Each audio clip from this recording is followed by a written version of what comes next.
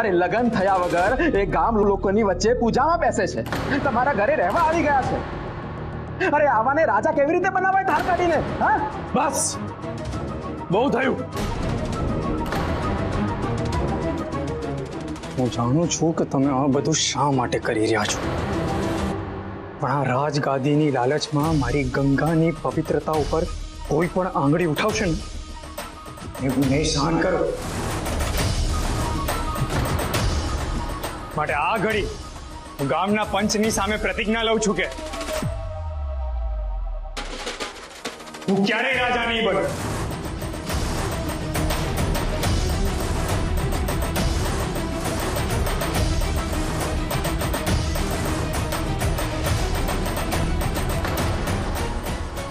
હું તો મારા હનુમાનજીનો દાસ છું અને આ જીવન એવો જ રહીશ। લ્યો આ તો મોટું જોખમ દૂર થઈ ગયું ધાર કાઢીને। તો પછી આ રહ્યા કળભા, એમને જ ગામધણી બનવું પડે।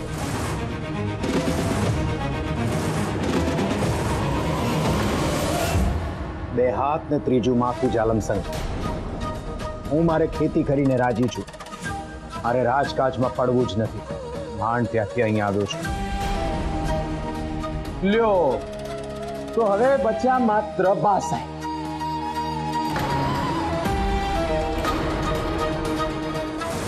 રાજગાદી બા સાહેબને જ મળી જાય તો ધાર કાઢીને કળભા,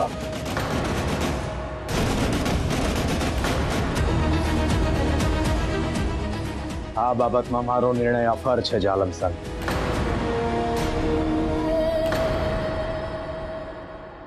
બાપુ, મને ક્ષમા કરજો, આ બાબતમાં મારાથી બોલાય નહીં, પણ કહળ સંઘજીએ એક અત્યાચારીનો અંત કરીને લોકોમાં આશા જગાડી છે કે લોકો હવે સુખી થશે, એમની વાત સાંભળવા માટે કોઈક હશે। પ્રજા હવે દબાયેલી કે કચડાયેલી નહીં હોય। બાપુ, રાવણનો અંત થયો અને રામરાજ્યની સ્થાપના થઈ।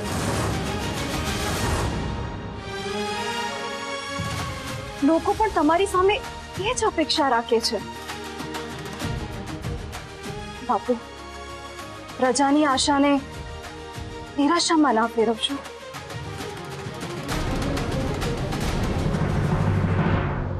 ગંગાબહુ, તમે આ વાત કહળને પણ કહી શક્યા હોત ને? વાહ, કહળ સંઘજીએ ભક્તિ સંસારને આગળ વધારવાનો નિર્ણય લીધો છે અને હું એમના નિર્ણયને માન આપું છું અને હું પણ એમની સાથે જ છું। તો નિર્ણય થઈ ગયો છે। આજથી નવા ગામધણી છે કળભા ગોહિલ।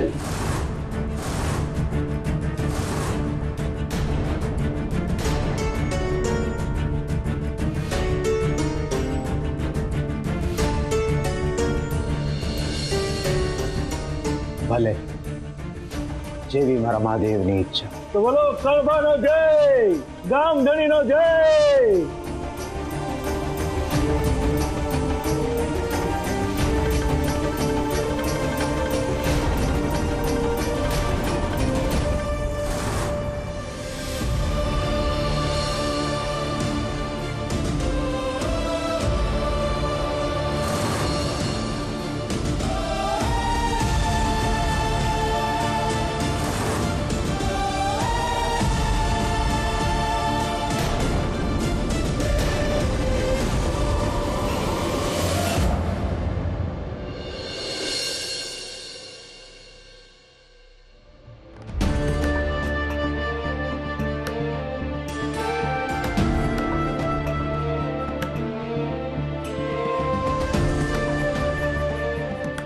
આવી પડેલી જવાબદારીને હું નિભાવી શકીશ કે નહીં એ સમજાતું નથી। નિભાવી જ પડશે। આ કહળે આપણને કંઈ પણ પૂછ્યા વગર અચાનક પ્રતિજ્ઞા લઈ લેવાની શું જરૂર હતી? હા કહા, હા હમણાં તો ગંગા બહુએ કીધું ને મેં આ જવાબદારી સ્વીકારી લીધી છે, પણ આગળ જતા તારે આ રાજગાદી પર બેસવું જ પડશે. એટલે આ લીધેલી પ્રતિજ્ઞા પોપ થાય એવું કંઈક કર કુંવર. બાપુ, બા, મને ક્ષમા કરજો કે મેં અચાનક આવો નિર્ણય લીધો, પણ આ બા સાહેબ પોતાના સ્વાર્થ માટે મારા અને ગંગાના લગ્નના વિશે ગમે તેમ બોલવા માંડ્યા, અને ત્યાં જ ના અટકત, એ ગામે ગામ જઈને આ વાતનો ઢંઢેરો પીટા. હા, એ તો હમણાં પણ કરશે જ. કારણ કે એને જોઈતું હતું રાજ્ય, જે એને મળ્યું નહીં. માટે જ આપણે ગામ લોકોના મોઢા બંધ કરાવી દેવા જોઈએ.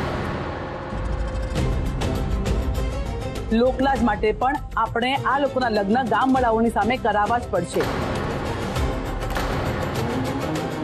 કુંવર, પહેલા આપણે ગામ શું કહેશે એ વાતનો ક્યારેય વિચાર કર્યો નથી, પણ હવે હું ગામ ધણી છું, અને એટલે જ લોકોની લાગણી અને યોગ્ય માંગણીનો સ્વીકાર મારે કરવો જ પડે. અને આમ પણ તમારા લગ્ન જાહેરમાં કરાવવા એ કઈ ખોટી માંગણી નથી, અને એટલે જ આ પુત્ર પુત્રે એટલે તરત આપણે તમારા બંનેના લગ્ન કરાવી દઈએ. ગામધણી થયા પછીનો આ પહેલો પ્રસંગ છે ને, તો ધૂમધામથી આપણે તમારા બંનેના લગ્ન કરાવીશું. હા, આ વાત એકદમ યોગ્ય છે. કેમ ગંગા બહુ? ના, હું આ લગ્ન નથી કરવા માંગતો.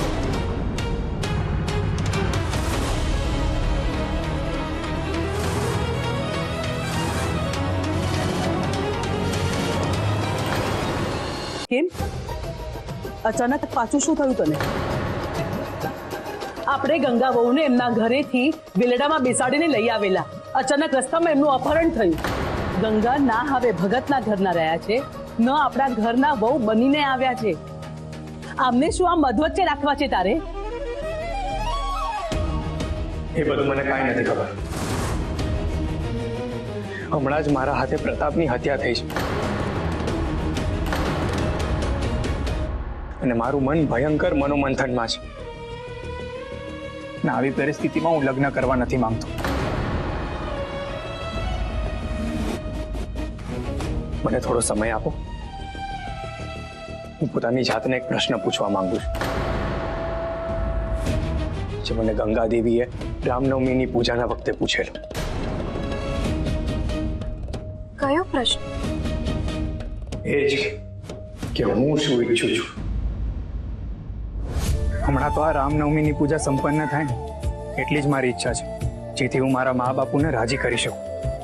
અત્યારે તમે શું ઈચ્છો છો એનો વિચાર કરો, કારણ કે કોઈ પણ વસ્તુને પામવાની અદમ્ય ઈચ્છા જ તમને એના સુધી લઈ જાય છે. હું શું ઈચ્છું છું એટલે મા બાપની ઈચ્છા હોય એ જ સંતાનોની ઈચ્છા હોય ને. અમે કઈ એટલી મોટી માંગણી કરી છે? તમે બંને જણ લગ્ન કરી લ્યો, બસ એટલું જ કહ્યું છે ને.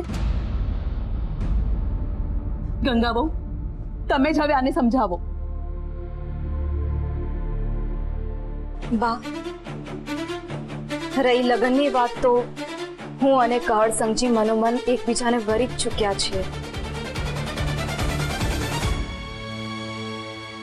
અને રહી ગામની સામે વિધિ વિધાનથી લગ્ન કરવાની વાત, તો એ જ્યારે કહળ સમજી ઈચ્છશે ત્યારે જ થશે.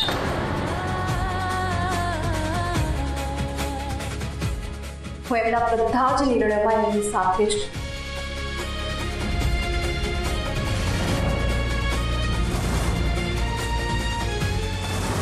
અને જો કહળ સમજીને હમણાં લગ્ન ના કરવા પડે તો એમના એ નિર્ણયમાં પણ એમની સાથે જ છું.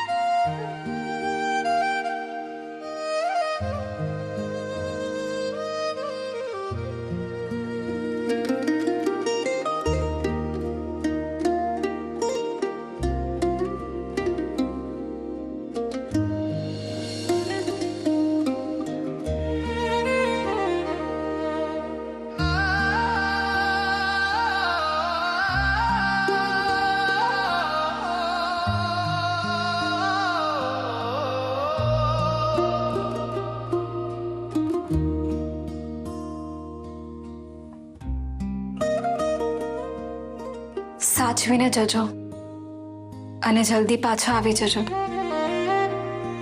મેં પૂછશો નહીં કે ક્યાં જાઉં છું? હું જાણું છું, પછી કેમ પૂછું? હું નથી જાણતો કે હું ક્યાં જાઉં છું, અને તમે જાણો છો? જીવનના ઉદ્દેશ્યને શોધવા માટે. અને મને આશા છે તમે બહુ જલ્દી શોધી કાઢશો. મનના બધા જ વાદળો વરસી પડશે અને અંતર્મનમાં જ્ઞાનની કૂંપળો ફૂટશે. શું એવું થશે? ગાઢ અંધારી રાતમાં તમે બહારથી ઘરે આવો છો તો તમે તમારું ઘર શોધી શકો છો ને? આ કેવો પ્રશ્ન છે? હું આંખ બંધ કરીને પણ શોધી શકું છું. તો બસ એ જ કરવાનું છે. આંખ બંધ કરો અને તમારા મનના ઊંડાણમાં ડૂબકી લગાવો અને તમારા શ્વાસને આવતા જતા બસ જોયા કરો. શું આટલું સરળ હોય? આ તો બહુ સરળ છે. અઘરું છે મનને દોડતા અટકાવો. એ આગળ આગળ ભાગશે. તમે ભાગી ભાગીને એને ચાલવા જશો અને થાકી જશો. અને તમને થાકેલા જોઈને એ વધુ થકાવશે. પણ એક દિવસ તમારા મન સાથેનું દ્વંદ તમને તમારા આત્માના પ્રકાશ સુધી લઈ જશે.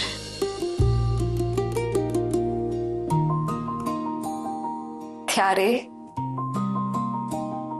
તમે ઘરે પાછા આવી જજો.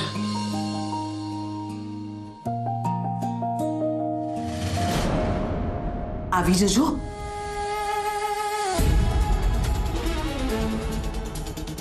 એટલે કહળ ક્યાં જાય છે? હું મારા કહળને ક્યાંય નહીં જવા દઉં. એ આમ જશે ને તો ક્યારે પાછો નહીં આવે, ક્યારે પાછો નહીં આવે મારો કહળ. બા આવી જશે. તમને જે વાતનો સતત ડર છે કે એ સંન્યાસી બની જશે, તો આ એ સંન્યાસ નથી જેનાથી તમે ડરી રહ્યા છો. આ તો એ સંન્યાસ છે જે સંસારની આસ્થામાં વધારો કરશે.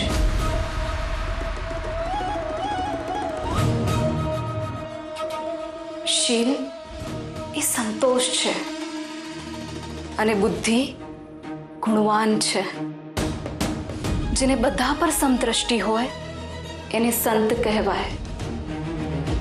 અને શીલવંત સંત સંસારની વચ્ચે રહે છે, સંસારની બહાર નહીં.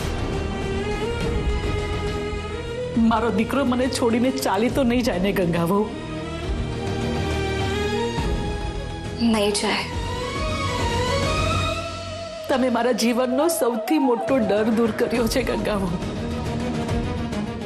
ડર ક્યાં કોઈ દિવસ દૂર થાય છે બા?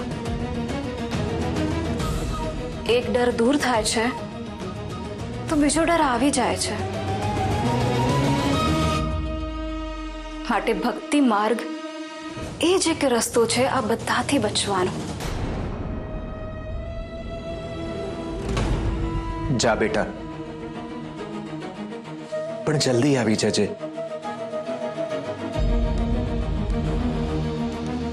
બાપુ આલો, આમાં સુખડી છે. ગંગાબેનભાઈ સવારે જ બનાવી હતી. અને મેં અને ગોવર્ધને ગોળ અને રોટલા મૂકી દીધા છે. જ્યારે ભૂખ લાગે ત્યારે ખાઈ લેજો.